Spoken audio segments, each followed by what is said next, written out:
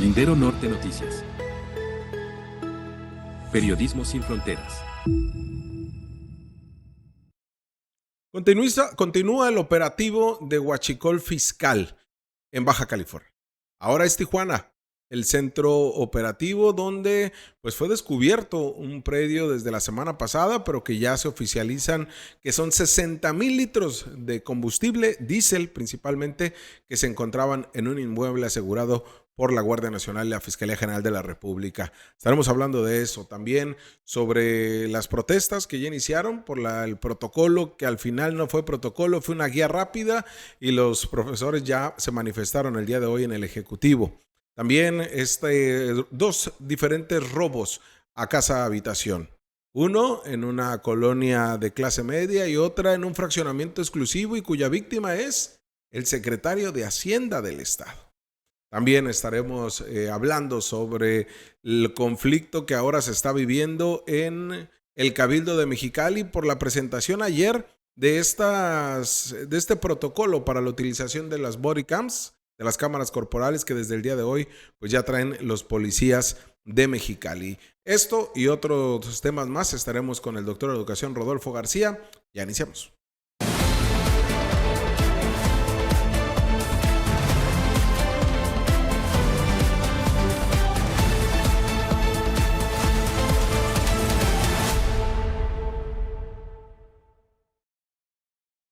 Y bueno, contentos porque es mitad de semana y los miércoles tenemos al doctor en Educación Rodolfo García, el Rudy. Rudy, ¿cómo estás? Bien, Jorge, aquí, listo. Ya el calor que no se va. No me digas eso, por favor. El calor que no se va, las complicaciones climatológicas tampoco. Entonces, uno espera de este último trimestre del año, Rudy, que ya no se registren altas temperaturas, pero tampoco que llueva, ¿no? Mira, o nos tiembla, o nos llueve, o nos hace ventarrones, o nos hace mucho calor. O sea que aquí es una tierra para sobrevivencia. Sí, la sobrevivencia misma de la capital del estado. Y bueno, agradeciendo que nos acompañen esta próxima hora, a partir de ahorita a las 8 de la mañana hasta las 9. Nos hemos pasado algunos minutos, otros minutos nos quedamos cortos, pero no tenemos, le decía el día de ayer, tenemos un guión, una escaleta de temas, pero no de tiempos. Entonces, esa es la libertad con la que nos conducimos, no solamente en materia informativa editorial, sino también en nuestros tiempos. Y también le invito a que se suscriba, a que comparta, a que forme parte de esta comunidad de periodistas, de colaboradores, de toda una comunidad informativa que aquí nos hacemos presentes y que esperamos que usted también nos contribuya con sus comentarios, que yo le doy respuesta a cada uno de ellos. Y bueno, vamos a empezar, Rudy, con el tema de los maestros. Por lo regular lo terminamos dejando al final, pero bueno, vamos a iniciar con esto porque ya se da la protesta de esta guía rápida que hemos venido cuestionando. Se los habíamos adelantado, sí. Rudy. Esto iba a provocar manifestaciones. Hoy el Sindicato Estatal de Trabajadores de la Educación hace lo propio. Mira, lo hemos venido diciendo y creo que hasta es cansado para el auditorio. Se los advertimos y no es que seamos sabios, Jorge. Es la experiencia docente del aula la que hace hablar por nosotros. ¿Qué estoy diciendo? Yo lo he dicho aquí, con 3 o 4 sesiones. Quiero decir una cosa, ya le cambiaron el Consejo Técnico Escolar. ¿Así? ¿Cómo se llama? Ahora se llama de otra manera, parece que nos entendieron. Si tú haces 4 o 5 consejos técnicos educativos, académicos, para ese tipo de cosas, en 2 o 3 meses tienes un consenso, está bien hecho, está bien consensado, y entonces es mucho más dúctil para los docentes. El problema está en que desde la cúspide, nuevamente, las viejas prácticas del PANAL, porque de ahí vienen, las viejas prácticas del PAN, las viejas prácticas del PRI, no entienden que debe de comenzar de la base, que para mí era la propuesta inicial de Morena, y lo digo con toda así tranquilidad, desde abajo hacia arriba. Pero ante tanto priista, panista y hasta del PANAL hay en la administración pública que lo hacen al revés, Jorge. Por eso están manifestando los maestros, porque ellos están en el medio. Claro. Mira, ¿quiénes están en el aula? Ellos. ¿Quiénes están con los niños y las niñas? Ellos. Sí. No es la secretaria de Educación, no son los expertos. No, son las y los docentes que estamos día tras día tras día con el riesgo de todo un accidente. ¿Accidentes va a haber en la escuela? Sí, sí los va a haber. Rudy, ¿por qué tendría que preocuparle eso al padre de familia? Ya sabemos que hubo caso del niño Damián, Martín Damián, ¿no? Sí. Que desafortunadamente fue Así una es. muerte y hoy se lamenta y sigue sin encontrar justicia a la familia. Pero, ¿por qué la sociedad tiene que estar interesada en esto? ¿Por qué no solamente es un tema de docentes? No, es un tema de la sociedad en su conjunto, porque las y los niños que van a la escuela de los adolescentes tienen familias, Jorge. Y entonces como familias, parte de la sociedad. Cuando se accidenta un niño, no solo se accidenta el niño, también trae consecuencias para el docente y para los padres de familia. Claro. Porque hay que cuidarlo, hay que llevarlo, al docente hay que investigarlo. O sea, hay una serie de cosas que tienen que ser vistas desde la participación de propuestas, debates incluso entre la sociedad de padres de familia, las y los docentes del salón y la autoridad escolar. Es que lo que no entienden ni siquiera lo que es ni siquiera entienden eso. La autoridad escolar es la que se encarga del fenómeno de la escuela. ¿Qué sería quién, Rudy? El director o la directora. Y de ahí viene el consejo técnico. O sea, cuidado con eso. Sí. La autoridad educativa está para, en términos macros, de ver la planeación, la distribución, pagarle a los maestros, que no lo hacen, tener que no haya ausentes. ¿Qué estoy diciendo? La Secretaría, como cabeza de esto, tendría que ir y decirle a los maestros, a ver, hagan una reunión y empiecen a darnos análisis. Es más, abierto, pues. Claro. Y después lo vamos poniendo por zonas, por dificultades. Pero eso es lo que tienes que hacer. Por eso va a empezar. El problema es que también la sección 37 y la sección deben de manifestarse, Jorge. Sí, se han quedado cortas. Omisas. Muy omisas, porque hoy vemos que, por ejemplo, Irma Martínez es la secretaria de Educación. Sí. Ella fue dirigente de la sección 2 del CENTE. En un acto como institucional de no golpeteo al propio sindicato, aun cuando hay diferencias en el sindicato de la 2 a nivel nacional con la secretaria, porque forman parte de grupos distintos, porque sabemos que María Luisa Gutiérrez Santoyo, también exdirigente sindical, quien es suplente de Cepeda, quien es a su vez el mandamás del CENTE de la 2 de los maestros federales, pues María Luisa Gutiérrez e Irma Martínez no se llevan. O sea, hay un choque de trenes ahí. Pero aún así, pues hay un acto muy priista, muy institucional, donde dicen no nos vamos a golpetear, aun cuando están en contra de esta guía, como ya se han manifestado. Es que, nuevamente, me lo estás hablando de la cúpula, de los intereses, no estás hablando de la base. Totalmente de acuerdo. Cuando escuchas a la base, eso ni siquiera nos importa. Sí, ¿no? Y lo digo así, despectivo, ni siquiera nos importa, ya que se pelean las comadres. Pero aquí el asunto es, ¿cómo le hacemos para abordar un accidente de un niño o una niña o un adolescente? ¿Cómo le hacemos? ¿Qué tipo de accidentes se pueden presentar en las escuelas? Sí. Y empieza a hacer unas categorías, pues. Y de ahí, ¿cómo lo abordo? Voy a insistirlo y no me voy a casar. No sé de quién sea el negocio, secretaria, una gobernadora, pero tener clínicas particulares a los extremos de la ciudad y que sean los padres de familia los que lo lleven, están en un error. Insisto, platican con la Cruz Roja. Ahorita vamos a escuchar a Héctor Lara Ochoa, quien es el dirigente del CETE, que el día de hoy, desde la mañana, a las 8 de la mañana hasta la tarde-noche, estuvieron ahí protestando en el edificio del Poder Ejecutivo. Él señala esto, Rudy, que tú comentas. Tienen que ser, para empezar, cualquier centro, clínica, u hospital público o privado tendría que atender, el que les quede más cercano, tendría que tener por el bien, por el interés superior de la niñez, a justamente alumnos de educación básica. Tendría que ser cualquiera y ya después en estos convenios que hagan el gobierno con estas instituciones de salud, pues se haga el pago correspondiente. Yo sé que suena muy fácil en materia operativa, pero en materia administrativa y presupuestal viene lo complicado.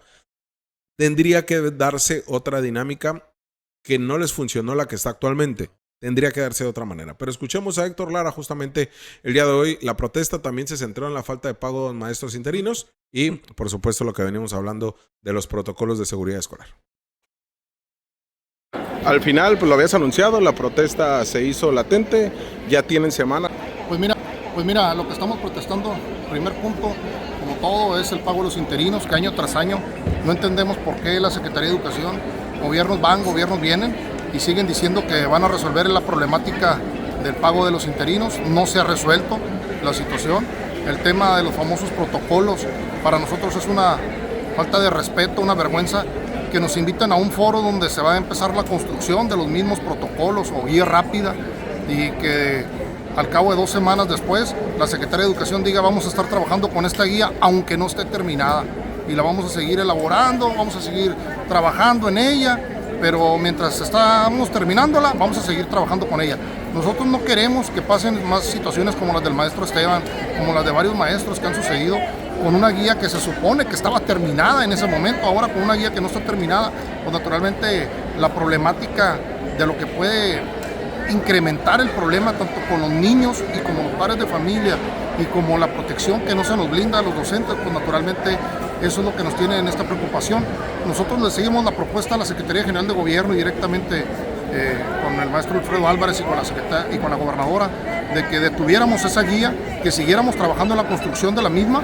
Hay una guía y un protocolo que está instalado, que es precisamente uno nacional, que lo utiliza el doctor Mario Delgado y naturalmente la doctora Claudia Sheinbaum, fueron los que la aprobaron, que trabajáramos con ese provisionalmente en lo que terminamos la construcción del nuestro. Y que con el tema de los pagos, naturalmente ya hemos tenido un avance significativo.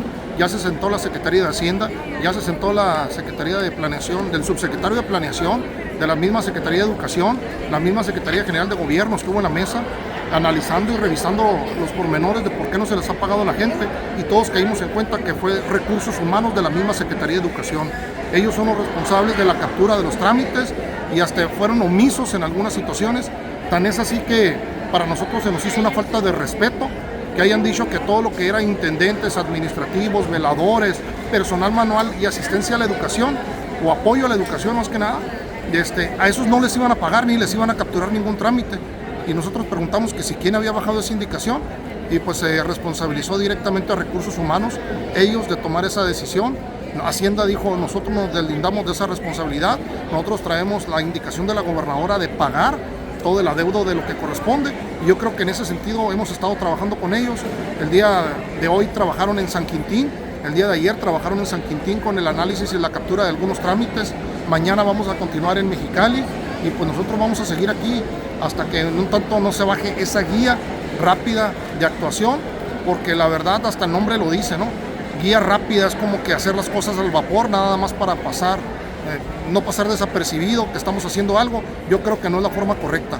Los niños no se merecen eso, ni las niñas, niños ni jóvenes se merecen que hagamos un trabajo al vapor, nada más para darles una atención. Yo creo que tenemos que darles la protección y blindarlos adecuadamente.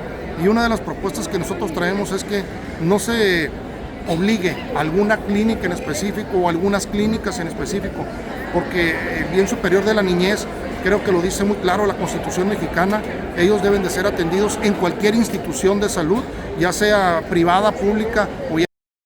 Ahí está el planteamiento, ¿no, Rudy? Algo que se ha venido manejando desde el interior, más allá de que sea Héctor Lara el dirigente, los docentes, cuando hablas tú con ellos, los que están frente a grupo, ellos te dicen justamente esto, ¿no? Sí. Es que se cae solo, pues, Jorge. Cuando digo esto es, si tú le preguntas al que está viviendo el fenómeno, el que está viviendo en el salón de clases, el que está viviendo todos los días, sabiendo que hay riesgos de caídas, de un vidrio roto, en fin, es más, hasta un pleito entre niños, lo que tú quieras, ellos saben que tienen que, la atención inmediata es primero atenderlo en la escuela y llevarlo a lo más cercano posible. Por eso es mi insistencia de la Cruz Roja, porque quien es el primer respondiente siempre van a ser ellos. Totalmente. Pero además con una ambulancia te abren paso y te llevan. Sí. Entonces, acá no tengo ningún interés en la Cruz Roja. Digo porque es tan lógico, Jorge. Así como es tan lógico preguntarle, a ver, ¿quién hace la comida en la casa? Pues es la que dice qué es lo que se va a hacer de comida, Jorge. Sí.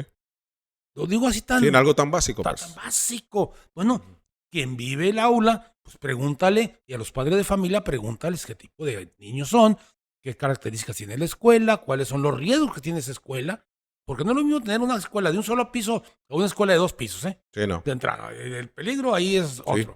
No es lo mismo tener una cancha de fútbol, soccer de tierra a tener una cancha de fútbol con césped ahí sintético, porque también estoy viendo las escuelas. Es que el accidente Sí. no es el mismo, Jorge. Sí, ¿no? No es el mismo.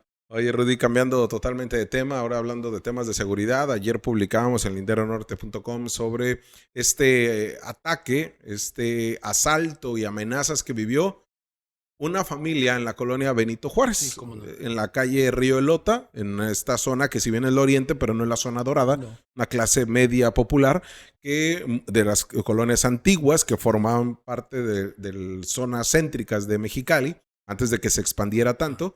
Pero ahí en la colonia Benito Juárez, pues bueno, fueron sorprendidos. Y esto es el paralelismo de la violencia que se vive. Una hacia las familias que todos los días pues ingresan a su casa sin tener una caseta de vigilancia, sin tener guardias de seguridad. Es el robo directo, la violencia directa hacia una familia. Y ahorita hablaremos de lo que sucede en el fraccionamiento más exclusivo de Mexicali, en donde tuvo que venir una especie de estafa para asaltar a los ricos, en este caso un funcionario estatal. Pero primero centrémonos en la familia que se vio vulnerada en su seguridad y ahí tenemos el video, esto que ocurrió el día de ayer por la noche cuando, como podemos observar, esta familia a bordo de este vehículo Toyota ingresaba a su casa ahí en la Río Elota, en la colonia Benito Juárez. Inmediatamente llega otro vehículo blanco en el cual se bajan dos hombres que al parecer están encapuchados y en donde la placa de circulación no se puede observar bien porque justamente la utilizan estos vehículos para delinquir y por eso tienen estos protectores que están como color negro que impide a estas cámaras hacerlo. Y esta imagen es adentro de la cochera. La cochera estaba abierta porque con la confianza de que llegas a tu casa, con la seguridad, con la tranquilidad y después de que ves pues que nadie te viene siguiendo, pues entras y en lo que te bajas a cerrarla o tal, pues justamente ahí los amagaron. Estos dos hombres que bajaron del vehículo a familias que venían menores de edad, venían niños, niñas, y en donde además no solamente pues los bajan del carro, sino se meten a la casa. Y ahí en la casa, como se observa en el video, pues inmediatamente los vuelven a amenazar y desde el interior de la cochera hacia el interior de la casa les exigen dinero. Eran principalmente mujeres y niños. Les exigen dinero, les roban justamente una bolsa marca Coach de color blanco con tarjetas en efectivo y las llaves del carro en el que llegó la familia. Les roban dinero, la bolsa, les amenazan. Ahí vemos cómo quienes iban ingresando apenas, la misma familia, se quieren entrar y les dicen no, vénganse para acá. Rápido, antes de que marcaran 911, salen estos dos hombres ya con la bolsa, con el dinero, e inmediatamente pegan fuga, ¿no? Huyen del lugar y hasta el momento no han sido detenidos. Son estos dos hombres que le digo, se alcanza a ver como si estuvieran encapuchados y esto ocurre la noche de ayer. ¿Cómo ves, Rudy? La inseguridad, Jorge. Sí. Cuando veo esto, primero debo dar un dato histórico. En los años 60, allá 70, la colonia que se fundó fue la colonia Pro Hogar. Sí. Pero comenzaba desde la calzada Aviación hasta lo que sería hoy el Lázaro Cárdenas. Uh-huh. Entonces, como era tan grande, le decían la Progar 1, la Progar 2, hasta la Progar 7. Sí. Cuando se vio que esto era un mare magnum de cosas, lo que tú dijiste, empezaron a generarse, sin crecer el espacio, la colonia Roma, la colonia Benito Juárez. Por eso se me hace, yo viví muchísimos años en la colonia Progar. En la pura entrada, pero era parte de eso, pues. Incluso teníamos nuestros propios grupos, en fin. Dos. Si tú te fijas, tampoco es que asaltan a una familia pobre, Jorge. Sí, ¿no? Sí, no. Tú ves los carros. Sí. ¿Qué quiere decir? Lo que quiere decir es que tal es la inseguridad que ellos pueden buscar en las cámaras si alguna vez ya pasaron antes estos tipos y los vieron. Uh-huh. Que seguramente eso pasó. Que seguramente, entonces... Sabían que a esa hora llegaban, sabían cómo ingresaban a su hogar. Así es. Y la manera en que los podían vulnerar. Así es. ¿No? Porque además, te digo, estamos hablando de que eran principalmente mujeres y menores de edad. Es sorpresivo y está planeado. Quiere decir que ahora tenemos que ver si llegamos corriendo, nos metemos a la casa, cerramos o nos tiramos al piso. ¿Qué hacemos? Porque es increíble, Jorge. Y si te fijas ahí en el video, no hay vehículos, a ver si lo puedes volver a poner. Dice, no hay vehículos estacionados No hay sobre la nada. calle. No hay nada. ¿No? ¿Por qué? Porque la misma gente ante la inseguridad decide meterlos. Hay un vehículo nada más adelante No, que no, sí, pero velo, pero velo. realmente la cuadra se ve sin carros, todos están al interior de sus casas. Y la percepción de inseguridad, y gracias ahí que Isaac, el productor, nos detiene la imagen, la percepción de inseguridad ahora en toda esa calle Río de Lota, al menos de lo que va de la Independencia, de la aviación hacia la, ¿cómo se llama? La Colón, inmediatamente, Eso es para la... perdón, de Independencia hacia Lázaro Cárdenas, Así es. inmediatamente van a tener este miedo, este temor, ¿no? Porque esto es parte de una de un mensaje que se da a toda una comunidad cuando ves que al vecino le roban. O sea, no solamente es a la familia que se siente vulnerada, sino también los vecinos, la misma colonia, que ahora se van a tener que organizar como comunidad para enfrentar a la delincuencia. Y no hablo de enfrentar a golpes, hablo de manera preventiva. Pues, ¿qué haces, Rudy? Es que me quedé pensando en la distribución. La Río en Lota es una calle, no una avenida. Entonces corre de norte a sur. Sí. Y entonces corre desde cuando, al menos lo que conozco, desde la calzada de aviación hasta Lázaro Cárdenas. Jorge. Sí. Y además es un lugar, si tú los que hemos vivido o conocemos esa parte, no solamente ya es habitacional, sino es comercial. Muy comercial, ¿no? Entonces, cuidado con esto porque esto es una demostración de que pueden hacerlo, hijos, de una manera abierta, descarada, en 3 minutos y llevarse lo que se puedan llevar. Sí, como decías, totalmente premeditado Totalmente fue este robo. premeditado, ¿no? totalmente. Y de manera paralela, horas después de que se da esto en la colonia Benito Juárez, decíamos, en el que es el segundo fraccionamiento más exclusivo de Mexicali. El primero sería la zona de San Agustín, ahí rumbo a la que es la zona del carretera al aeropuerto. Pero San Pedro I y San Pedro II, pues han sido históricamente los lugares donde pues, los más ricos de Mexicali viven, ¿no? No sabía eso de la existencia de San Agustín. Ese es todavía más exclusivo. Todavía más exclusivo. A ver, ya por dar una vuelta. Donde están la zona de, antes de la zona de moteles y hoteles, Sí. por la carretera del aeropuerto, ahí tú lo vas a ver a mano derecha. Ahí se llama San Agustín, hay palmeras grandes y todo. Para ingresar es todo un show, son menos las casas. Okay. Y es todavía más exclusivo. No sabía. Sí, es todavía más exclusivo, ¿no? Todavía en San Pedro cualquiera puede comprar terreno. Allí no. En la otra no. Entonces, pero acá, pues, bueno, me refiero a cualquiera que tenga esas cantidades de dinero. Sí, ¿no? sí. Y hay mucho político de Morena que tiene, ¿no? Y hablo de Morena, militante Morena.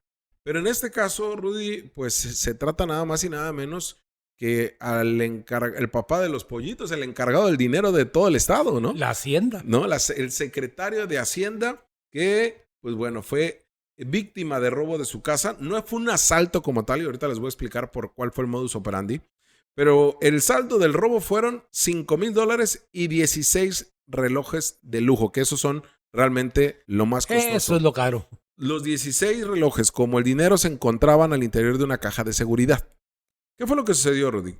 La tarde del día de ayer, alrededor de las 4 de la tarde, según el reporte que se tiene en la carpeta de investigación, fue a través de una estafa, porque un hombre llegó y le dijo al personal de servicio que la propietaria le pidió abrir la caja fuerte y llevarle las pertenencias, la propietaria de la casa, la esposa del secretario de Hacienda.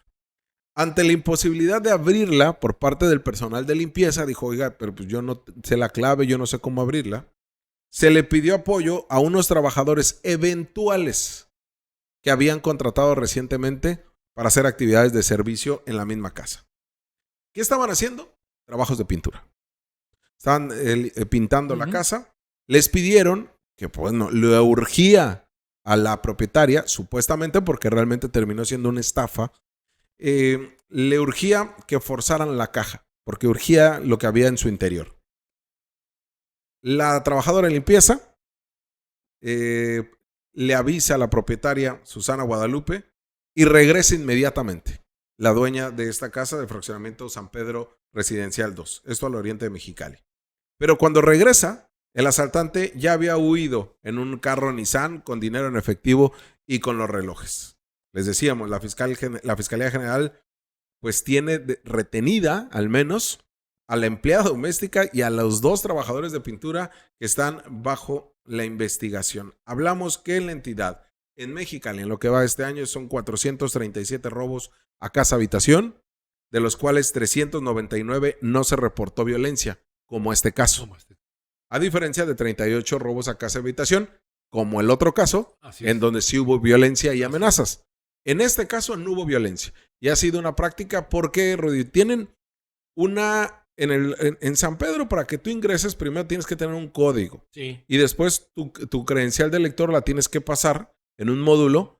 Y ese módulo te da un número, el número que tú tienes que ingresar con el código. Y sacas tu credencial de lector. En todo caso, si son trabajadores, la dejan ahí. No sabemos cómo entraron. No hablo de los trabajadores de pintura. Necesariamente ellos no serán culpables, ¿no? Hasta el momento, con la información que se tiene. Ni mucho menos la empleada doméstica. Ni mucho menos. Me río por eso, chicos. Aquí hablamos que se avivaron y tiene que ser alguien o en el entorno cercano del secretario de Hacienda o alguien que sabía que ahí vivía el secretario de Hacienda, porque tendría que ser demasiada suerte, aun cuando todas estas casas seguramente tienen cajas de seguridad. Y en donde le tuvo que haber dicho el nombre del patrón o de la patrona. Hablamos de los empleadores de todos estos. Pero hay muchas aristas ahí y la verdad esperemos que no recaiga la responsabilidad como chivo expiatorio para detener a alguien, a la trabajadora doméstica y a los que estaban pintando la casa. Pero esta es una manera de estafa con una presión psicológica para poder obtener dinero y ahora la víctima es nada más y nada menos que el secretario de Hacienda del Estado y su esposa. Los ricos también lloran, Jorge. ¿Sí? Mira. Cuando pasa esto, yo ya fui víctima de esas cosas de tarjeta, ¿no? Y a mí me preocupa, no sé si la inocencia o la ignorancia, no lo sé. O la voluntad de hacer las cosas que le pide la patrona o el patrón. Que le creen a cualquier persona que dice la patrona esto. Y si ya hablan de la patrona o el patrón, pues miedo. Ella es miedo. Porque si no lo haces, te vas a ir. Y lo voy a decir ahorita... Ya sabes que no soy bueno para las bromas. Qué arrepentida deben de haberse puesto los pintores, ¿eh? Sí. Qué arrepentida de ir a trabajar, a ganarse una lana, de estar detenidos. Sí, porque imagínate en lo que les investigan y al final ya ni les van a terminar pagando, ya no van a poder hacer el trabajo. Y sí, un problemón en el que se metieron, ¿no? Y ahí sí coincido contigo. Tiene que haber alguien que conoce la casa, que sabe a qué horas está o no está la persona. ¿Qué discurso debe utilizar y con quién? Sí. Porque de otra manera así voy a meterme a San Pedro a ver a qué casa voy y robo. Eso no es así, pues. Y tendrá que ver igual que nos digan, porque también en el caso de los ricos, Rudy, porque esta información se escondió. En la policía municipal no se levantó ningún reporte, ¿eh? En la fiscalía tenían que hacerlo para el producto de la investigación con las personas que hoy se encuentran retenidas. No le digo, no están detenidas como culpables y la verdad que en un análisis no son los verdaderos culpables, ¿no? Pero en este caso, ni responsables del robo. Y esperemos que, le digo, no carguen la ley contra la trabajadora y los trabajadores. En este caso, Rudy, tendrán que ver si al interior de San Pedro no les han aplicado la misma. O sea, que sea una banda que ya lo haya aplicado otras veces. ¿Por qué lo digo, Rudy? Por la familiaridad con la que ingresaron e hicieron este atraco. Un dato, acuérdate que al arquitecto Hermosillo, que también vive en San Pedro, también se le aplicaron. Ah, pues ahí está. ¿Por qué te digo eso, Rudy? Porque los ricos no denuncian. Se quejan directamente con el director de la policía porque tienen ese contacto, esa conexión. Sí. El ciudadano de a pie, yo, por ejemplo, cuando me estafaron, yo sí, cuando me extorsionaron, lo mío fue extorsión, yo sí presenté mi denuncia. So, inmediatamente acudí como cualquier mortal, llegué ahí a la fiscalía, presenté mi denuncia y lo he hecho hasta en robo de batería, lo he hecho en robo de muchas cosas. Pero yo presenté mis denuncias. Cuando es en caso de los ricos de Mexicali, ellos no presentan denuncia. No, porque son parte o aportante o amigos del club de los titulares. Sí. Sencillo. Por eso qué bueno que acá esperemos que Marco Moreno y su esposa continúen, ratifiquen la denuncia y vean, pero ¿qué le falló al secretario? Lo que nos queda claro que no ve el Lindero Norte el secretario. No vio nuestro programa especial con la fiscalía, en donde hablábamos, Rudy, de tener un protocolo. Eso es lo importante aquí. Sí. Usted sea rico, sea pobre, sea clase media, no importa. Pero si tiene usted sus ahorritos de 20 pesos a 20 millones de pesos, es algo que nos duele, independientemente de que nos roben. Y le digo, hablo a título personal también porque me pasó. ¿Qué sucede, Rudy? Que dicen que al mejor cazador se le va la liebre, pero aquí no estamos para dichos. No. Aquí tenemos que entender que cuál es el protocolo para que usted que nos está viendo tengan una palabra de seguridad clave. Con su familia, con sus trabajadores, así es. con su círculo más cercano. A mí que me falló no tener una palabra de seguridad con mi tío Antonio Eres. O sea, si hubiéramos tenido una palabra de seguridad, no me hubieran estafado y robado mi dinero. No me hubieran vaciado una tarjeta que tenía mis ahorros. No me hubiera pasado. Porque hubiera dicho, a ver, dígame, me hablaron de Antonio que había chocado una serie de elementos ahí con un trámite que hacía falta de gobierno, una situación que ya lo expliqué y que hay un video justamente donde explico el tema. Bueno, ahí, ¿qué me falló a mí? Haber dicho, a ver, que me diga Antonio Eras. Sí. Que la clave de seguridad. Sí, así, o la calle en la que vivimos hace 4 años. Ajá. Porque, por ejemplo, si hubiéramos puesto nuestra clave de seguridad hubiera sido el Lindero Norte y donde me hubiera dicho el extorsionador, no es que no puede porque, no. Entonces, si no me la dice, no voy a hacer ningún depósito de dinero ni ningún trámite. Gracias y cuelgas. Así es.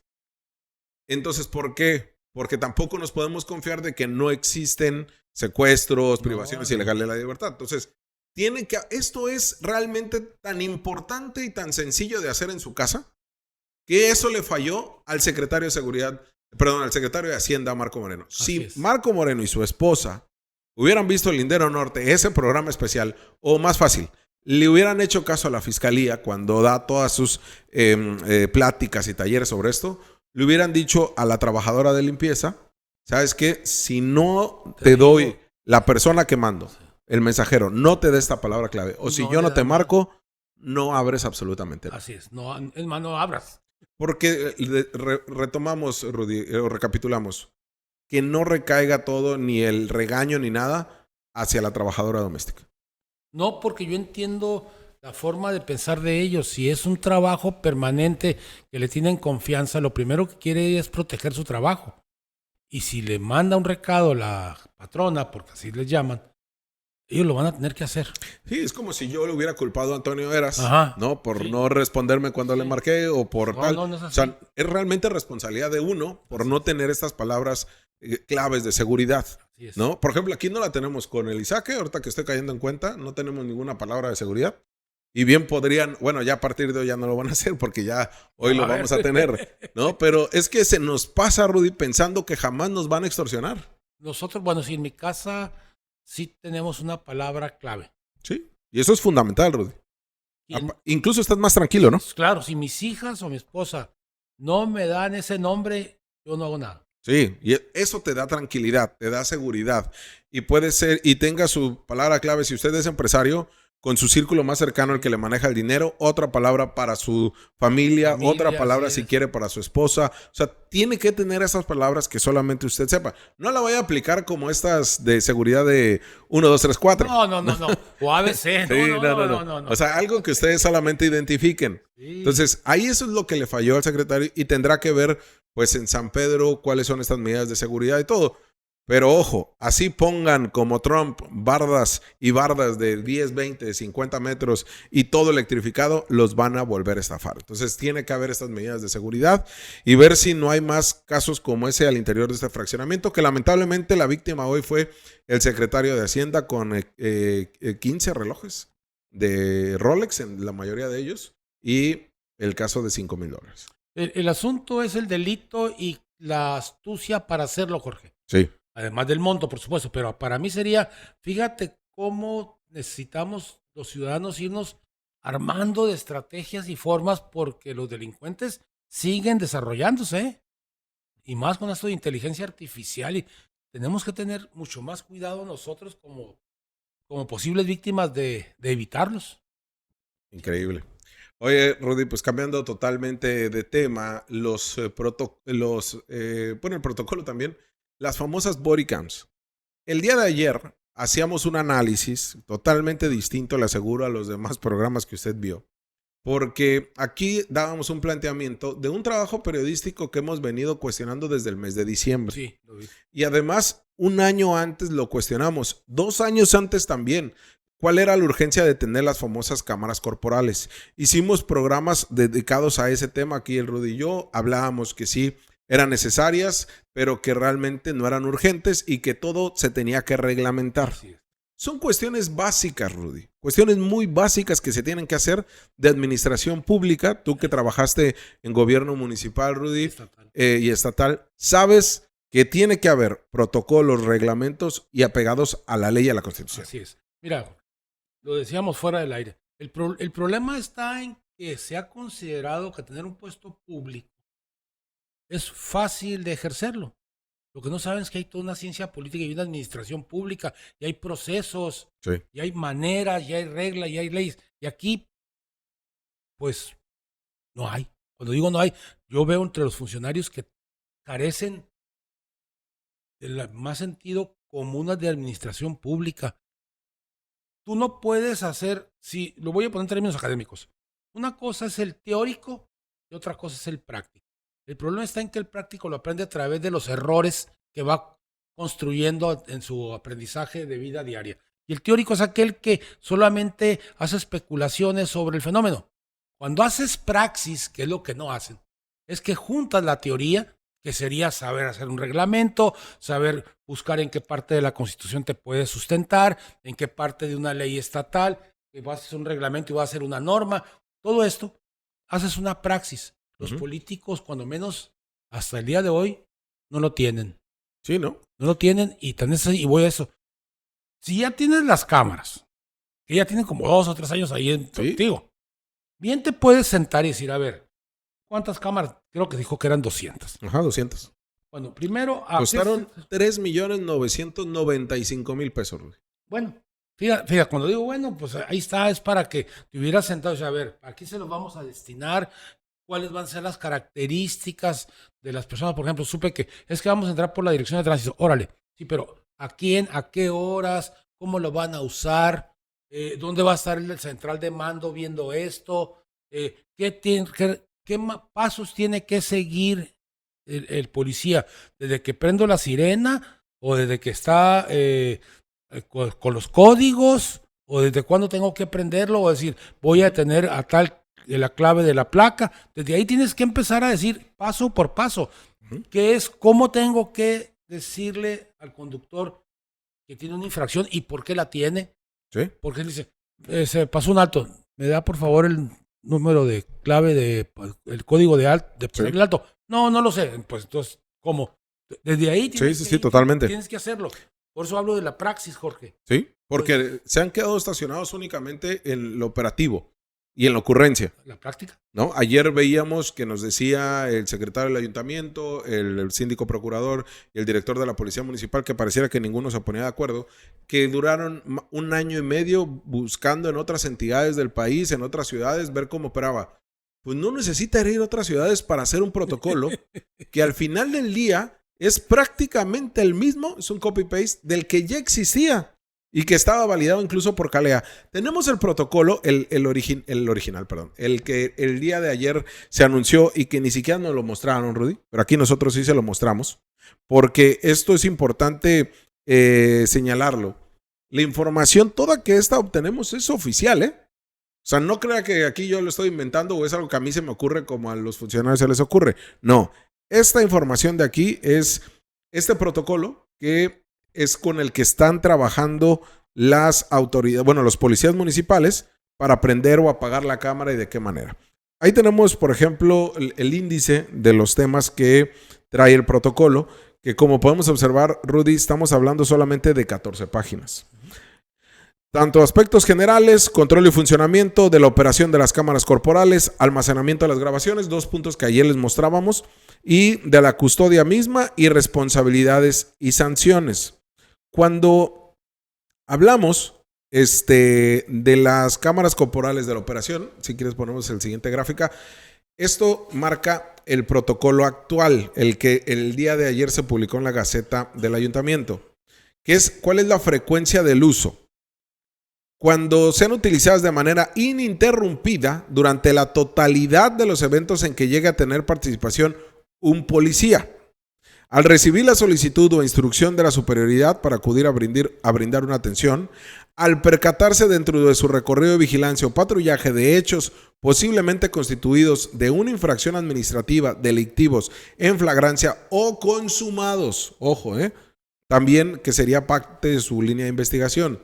Al momento de ser abordado o cuando se solicite su intervención por una persona, al momento de brindar un apoyo o servicio de la ciudadanía y en los demás casos que se requiera conforme a las instrucciones emitidas en el marco de las atribuciones de su superior. ¿No? Es decir, cuando tu jefe te diga, cuando el comandante te diga, haz esto, bueno, vas a prender la cámara en toda intervención. ¿Nos queda claro ahí? Lo decíamos hace ratito. Sí, las cámaras van a colocarse a la altura de la línea media del torso, de tal manera que el policía pueda tener el mejor ángulo posible. El policía que le haya asignado una cámara corporal tendrá las siguientes obligaciones, y ya nos habla de las obligaciones ahí de portación. Pero ahora vámonos al tema de las sanciones. Creo que no te mandé ¿sí te mandé las sanciones? Ah, sí, las sanciones. En donde nos queda claro, Rudy, a través de este mismo documento que es el último capítulo, que son realmente responsabilidades que están ya establecidas dentro de la responsabilidad administrativa o penal. Se están protegiendo únicamente en materia de protocolo. Tomás. O sea, debes de hacer este protocolo porque si no, te va a sancionar. El problema es que no está reglamentado su uso. O sea, no hay un reglamento como tal. Solamente es el indicador de cómo debes de utilizar la cámara, cómo la debes de almacenar, cómo la debes de prender, apagar. Que eso ya se tenía. Eso ya se tenía, no se inventó ahorita. O sea, duraron 1 año y medio por algo que ya se tenía. Y ahí tenemos el otro documento donde este fue el que hizo la misma administración de Norma Bustamante, solamente que era otro síndico y otro director de la policía. Pero es la misma alcaldesa. Mira, es que me río porque... No, Jorge. Es el típico, otra vez, las viejas formas de gobernar. Como no lo hice yo, lo voy a hacer a un lado. Así sirva, ¿eh? Sí. Tienes 1 año y medio. Como por si, oye, hace 1 año, pues a ver, aquí está. Es más, vamos a dar una leída. A ver qué podemos actualizar o no. O si está bien, vamos a dar para adelante. Y reconozcamos quién lo hizo. No, aquí no. El problema es que yo tengo que hacerlo para que sea mi nombre el que esté, Jorge. Ese es el problema, es un problema de egos. Sí, y ahora lo que sabemos es que la misma bancada, bueno, el mismo grupo del Cabildo de regidores y regidoras de Morena, este mismo año presentaron un reglamento para que sea aprobado en Cabildo. O sea, era más fácil. Ahí vemos cuál es pues el encontronazo o el encono que existe entre el Cabildo y las y los directores o la propia alcaldesa. Esto de verdad son cuestiones básicas de administración pública que no entiendo cómo se les puede pasar de largo. Mira, es que, ay caray, Jorge, es que para ti, para mí, para el común de la gente es muy sencillo. A ver, en el municipio yo soy poder ejecutivo, la presidencia con mis directores, pero tengo un poder legislativo que son los regidores. Entonces, ¿sabes qué? Poder legislativo del ayuntamiento, son el cuerpo de regidores. Hagan un reglamento para este tipo de cosas. Aquí está la información para que ustedes no lo avalen. Sí. Y si haces eso, llegas y lo pones al ejecutivo.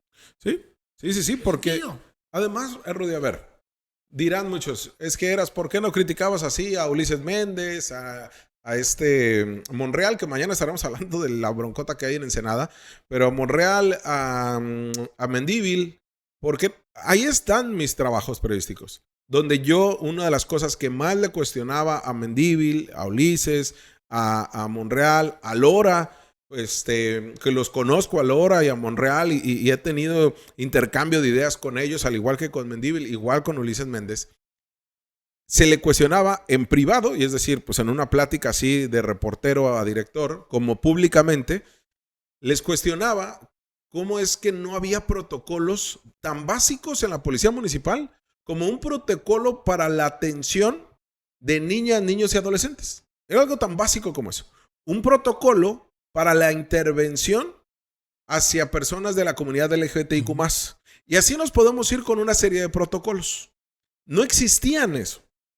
Hubo quienes sí dijeron, a ver, vamos a poner manos a la obra. Otros dijeron, no me importa, ahora estás loco.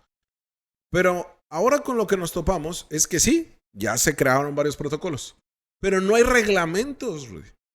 hay solicitudes de más de 10 reglamentos. Tienes que pasar de eso al reglamento, Exacto. pues. Sí. Eso no hay reglamentos. O sea, sí hay en la Dirección de Seguridad Pública Municipal y sí hay en el ayuntamiento. Pero necesitamos poner un orden en los reglamentos que se tienen. Y para eso está el cabildo, Rudy. Es lo que acabo de decir. O sea, si tienes el poder ejecutivo, que es la presidencia, y tienes el poder legislativo, que es quien te va a autorizar el presupuesto, quien va a hacer las propuestas de reglamento, pues pídeselo formalmente. ¿Sabes qué? Tengo esta información, tengo este problema, tengo las bodycams, tengo todo esto, necesito que lo organices jurídicamente. Ahí platíquenlo entre ustedes y hagan una propuesta. Sí, y es muy lamentable que no se pueda trabajar en algo tan básico, porque además para eso se les paga, ¿eh? O sea, al regidor y regidora, a los directores se les paga por cumplir una labor. Y dentro de esa labor, a quienes integran el cabildo, es de crear reglamentos o mejorar reglamentos o modificar reglamentos. Esa es la base, eso es lo básico. Entregar despensas, apoyos, eso no es básico. O salir en canales de televisión, eso no es Eso el no es trabajo. básico. Eso no es trabajo. Es que no es el trabajo. Sí, ni promocionarse. No. No es como pasa lo mismo con diputadas y diputados, ¿eh? O sea, la básico es la modificación de leyes. Entregar despensas y todo, porque tienen partida para ello. Si bien es cierto, forma parte de unas de sus responsabilidades, pero no es la básica. No es sustantiva. No es sustantiva. Eso al final del día termina siendo promoción personal, pero bueno, ahí no los queremos. No los queremos dando despensas, los queremos arreglando. No podemos atender el desorden jurídico que se tiene. Y hablamos desde la Constitución hasta los reglamentos. Porque no tienen una formación de administración pública, Jorge. Te hablo así de amigos porque, caray, es que no es posible, es que tenemos que entenderlo. No tienen una formación de administración pública. ¿Qué pasó, Rudy, cuando tú entras con Milton Ajá. y entras al ayuntamiento? Sí. ¿Entras así como chino libre o te dieron una capacitación? No. Primero hubo una inducción. Okay. Es más, nos dieron una inducción en San Felipe de 3 días por IBM, me acuerdo que fue la contratada, y nos dijeron qué vamos a hacer. Lo que pasa es que el trabajo que a mí me tocó, y lo puedo decir ya ahorita, como ganó el PAN, la gubernatura, y Milton ganó el PRI, y ojo con esto, y el PST. Eso es lo que se olvida. Entramos un grupo de gente que fuimos muy cuestionados por los priistas. Claro. Pero además ya lo sabíamos. Pero al curso de la capacitación fuimos todo el mundo y nos dijeron qué hacer. Cómo teníamos que hacerlo, y nos explicaron, tipo, ustedes en el ayuntamiento son parte del ejecutivo, aquí está ustedes para poder operar ciertas cosas requieren solicitarle al cuerpo colegiado, que es el cabildo, incluso cabildén, me acuerdo de esa, ahí la aprendí, platíquenlo para que puedan tener orden. Yo tuve que generar toda una estructura legal para crear el Comité Municipal de Educación. Y eso era el A. Sí. Pero el B y el C era, tú tenías que estudiar los reglamentos. Pues, otra vez. ¿No? Primero era para poder darle forma. Y dos, pues a la hora de que tenías que estar leyendo porque tenías que saber cómo hacerlo, ¿no? Bueno, te voy a decir, desde cómo entregar, no sé, aparatos de refrigeración. No era, llegas y aviéntaselos. No, yo tenía todo un respaldo de decir, a ver, son los solicitantes, aquí está la justificación, aquí está la solicitud. Ya fuimos y revisamos que sí, palomita. Y esto, la solicitud ya viene firmada, sellada, sí, a ver, era todo un proceso. Sí, porque aquí no estoy diciendo, o no estamos diciendo que lo que hicieron el día de ayer, lo que presentan sea ilegal, ni irregular, ¿no? Es legal, es regular, y molesto lo decía el síndico procurador Vega Marín, que ya lo habían dicho varias veces y que cuándo se iba a prender la cámara y cuándo se iba a apagar, cuando hubiera intervención y cuando acabara. Algo que no nos explica dentro del protocolo, ni lo explicaron el día de ayer. Pero en el protocolo es un poco más claro. Y hubiera sido más sencillo que compartieran a los medios de comunicación o a la población en general, este es el protocolo de los bodycams. Así se va a poder prender. Es como que den a conocer el reglamento de tránsito, ¿no? O sea, es ahí cuando tú dices, a ver, ¿cómo me puedo proteger yo? ¿Y cómo se va a proteger el policía? A ver, ¿cómo voy a saber yo si el policía está llevando a cabo el protocolo correctamente si yo no tengo acceso a ese protocolo para saber cómo debe hacerlo? ¿No lo aprendió? ¿Sí lo aprendió? ¿Se movió del lugar? O sea, es como de lo que decíamos de los policías encubiertos de la Fuerza Estatal de Seguridad en las Fiestas del Sol. ¿Cómo lo vas a sustentar jurídicamente? ¿Cómo? O sea, está bien tu ocurrencia, ¿no? Está bien, se te ocurrió y piensas que es algo bien cool porque viste alguna serie de Netflix, pero acá, ¿cómo lo vas a sustentar jurídicamente? Entonces, hay una ley del sistema de seguridad estatal y hay una serie de protocolos y políticas que debes de atender. Entonces, esto no es de improvisados. Como la policía no es de militares en mandos civiles, bueno, acá no es de improvisados tampoco, ¿eh? Entonces, ojo, porque se les están yendo cosas fundamentales, básicas, Rudy. Y ahora estamos frente a un protocolo en el cual policías municipales ya no saben qué van a hacer. Pues es que no van a saber porque está confuso. A ver, vamos a operar y luego que el cabildo apruebe otro reglamento para cambiarlo. ¿Y cuándo me vas a actualizar? Digo, ya ni siquiera enseñar, sino actualizarlo porque se supone que tengo 3. Y en el caso del reglamento no estamos diciendo que se establezcan penas y sanciones nuevas. No. Se tienen que establecer puntualmente qué sucede, si la aprendes, no la aprendes, qué va a pasar y de qué manera reglamentas todo esto. El marco jurídico de algo administrativo, sí, pero que nada más nos habla del ABC de cómo utilizar una cámara, ¿no? De la ejecución misma. Esa es la crítica. Pero bueno, Rudy, cambiando de tema, el caso del Huachicol, operativo de Huachicol fiscal que continúa en Baja California. Parecía que se había dormido, parecía que se habían concentrado en los puertos, principalmente en Tamaulipas, con lo vivido con los vicealmirantes y con toda esta parte donde la Marina quedó totalmente manchada por actividades ilegales que han sido exhibidas. Pero ahora en Tijuana, de nueva cuenta, en la colonia Ojo del Agua, se termina por ubicar un predio donde se almacenaron 60,000 litros de combustible, que estas imágenes de la Fiscalía General de la República nos muestran claramente esta incautación de 60,000 litros de diésel robado en una bodega, Rudy, adyacente a una gasolinera Chevron.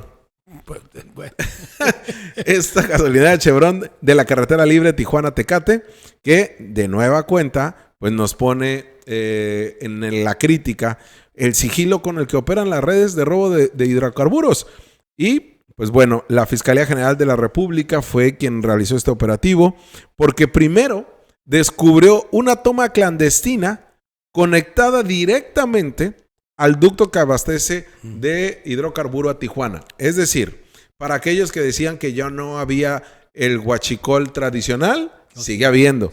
Pero ahora pues lo hicieron conectado más fácil de ahí. Y vámonos directamente hacia este predio.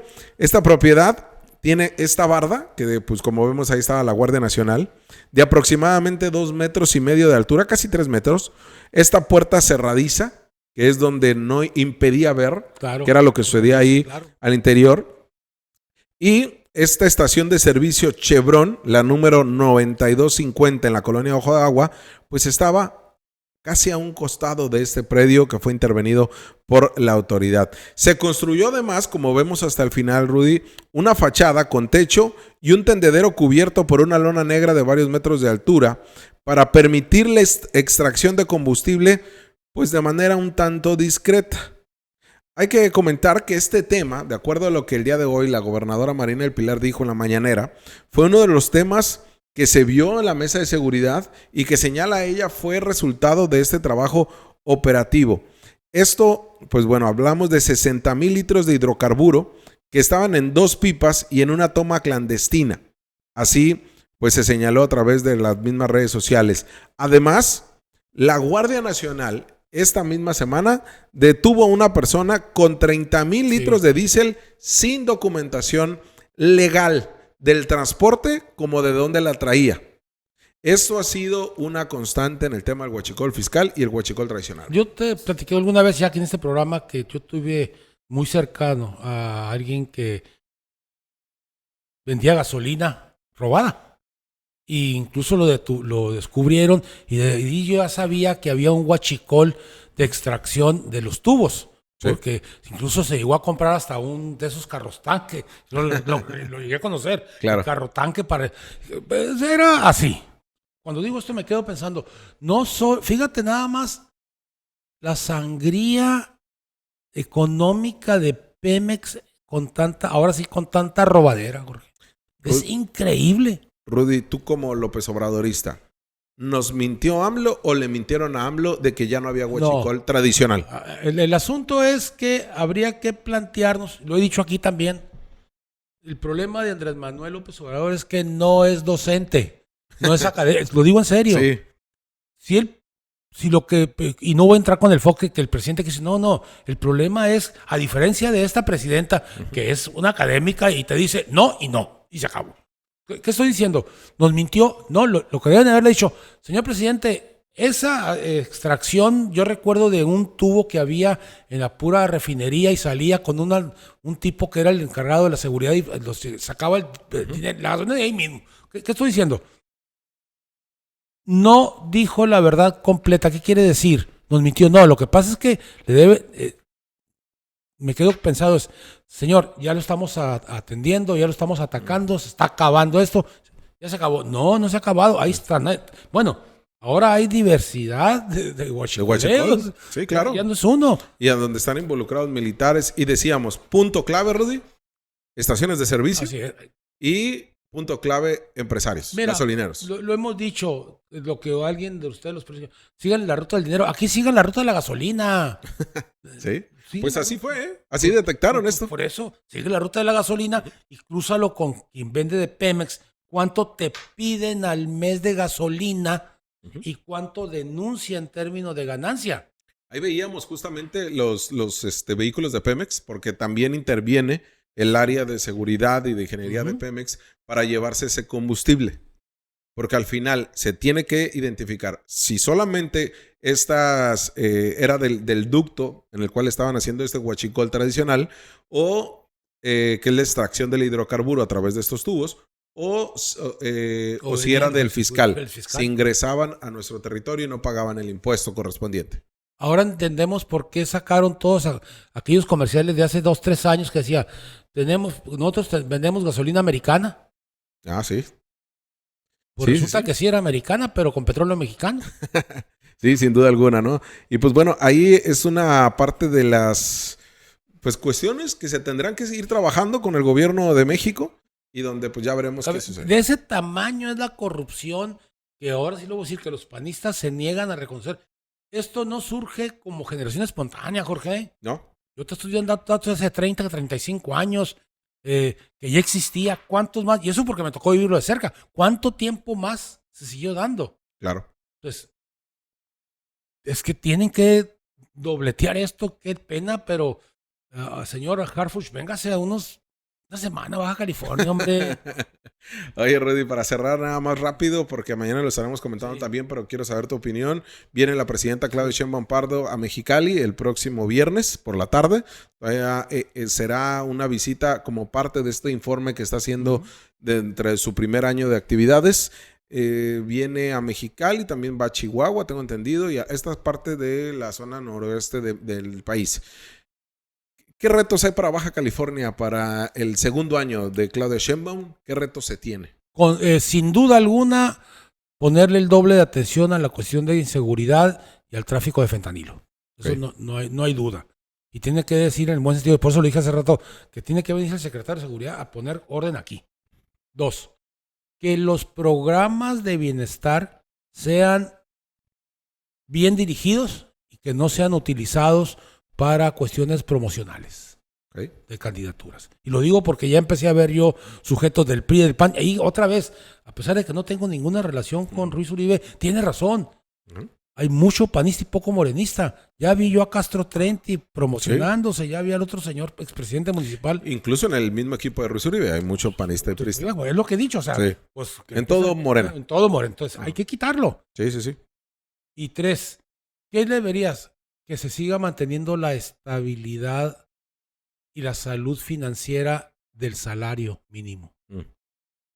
Porque sí veo como, no sé, nubarrones. Es mientras el salario siga creciendo, no de maneras proporcionadas, sino en la realidad de cómo vives, irá cambiando la calidad de vida de la gente, Jorge. Ahí radica el verdadero ahí está beneficio de la población. Por supuesto, mira, y para algo que yo estoy muy contento. Vaya, un sueño mío está convertido en realidad.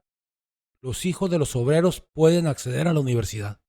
Sí, que era el planteamiento de la izquierda de los 60, 70. Y aquí además de esto, pues ahora el reto es que este hijo del obrero tenga un buen trabajo y un buen salario.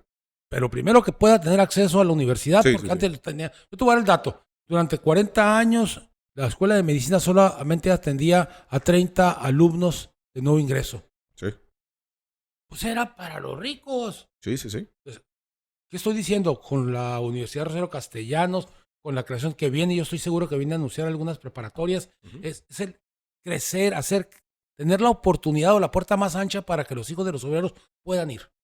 Y ahí veremos también que viene a anunciar Claudia Sheinbaum Pardo. Sí, ya vino de la Universidad Rosario Castellanos. Sí. Se plantea otra, hacerlo aquí. Sí. Al parecer en Mexicali. No sabemos si en Tijuana van a lograrlo, pero al parecer todo indica que sería Mexicali. Hay este avance que se tiene. Retos para Claudia Sheinbaum. A ver qué también nos viene a decir en ¿cómo se llama? En el viernes. No sé si lo vaya a centrar únicamente en el tema, porque la pata de palo o la gran desventaja o lo que ha mantenido a Morena sacudido es la inseguridad. Así es. Como fue al PRI, como fue al PAN. Ujú. Pero ahora Morena no puede llevarlo en una sola narrativa. Se fueron al extremo de decir que todo estaba bien, que todo estaba arreglado. Como en el tema de salud, como en el tema de vivienda. O sea, necesitan dar pasos contundentes. Y uno de los temas que más le ha generado cuestionamiento es el tema de la salud. Y vimos, Rudy, nada más por así que por último, llegar a la locura de poner una manta pidiéndole a un narco No, medicamento. a ver, ese es asunto interno, Jorge. ¿Sí? Sí, sí, sí. De entrada, porque hasta el estilo de la letra, o sea, mi querido ruso, mi querido. Ándale. No, señor. Sí. No, eso es interno. Sí. Yo te puedo decir hasta de quién fue la idea. Sí, porque quizá lo hubieran puesto en otro lado, ¿no? O sea, me refiero es que lo hubieran puesto en algún puente, si hubiera sido de la población dentro de estas locuras que se generan, ¿no? Que decíamos aplaudirle al Chapo o pedir que lo liberaran, a todas estas situaciones muy de ciertas entidades de la... Perdóname, es que eso se da cuando hay contexto social comprado, Jorge. Exacto, exacto, es a lo que voy. Ah. No tiene nada que ver esto. No, eso es Aquí interno. venía muy una línea directa. Sí, pero además yo ya incluso puedo, si fuera honesta esta persona, diría, yo la ideé y yo le pedí a 2 trabajadores que la pusieran. Sí, y es muy lamentable. Por eso decía, una cosa es la exigencia, el cuestionarle a la presidenta De acuerdo. que tenemos que hacer, a la gobernadora, que lo tenemos que hacer, al doctor Medina Amarillas, al coordinador del IMSS Bienestar, al director del IMSS, a la delegada, a todos. Tenemos que cuestionarles y exigirles. Pero ya la otra caer en esa manifestación. Porque- Y lo digo a propósito que viene Claudia Sheinbaum Pardo. Porque es interno, Jorge, y no estoy defendiéndola. Los enfermos no nos le pedimos a los narcos que nos ayuden, hombre. Sí, no. No, ni la clase popular tampoco. Claro que no. Rudy, gracias por estar acá. Gracias a ti. Nos vemos el día de mañana usted a las 8 de la noche. Ya está informado, pero tiene la última palabra. Muchas gracias.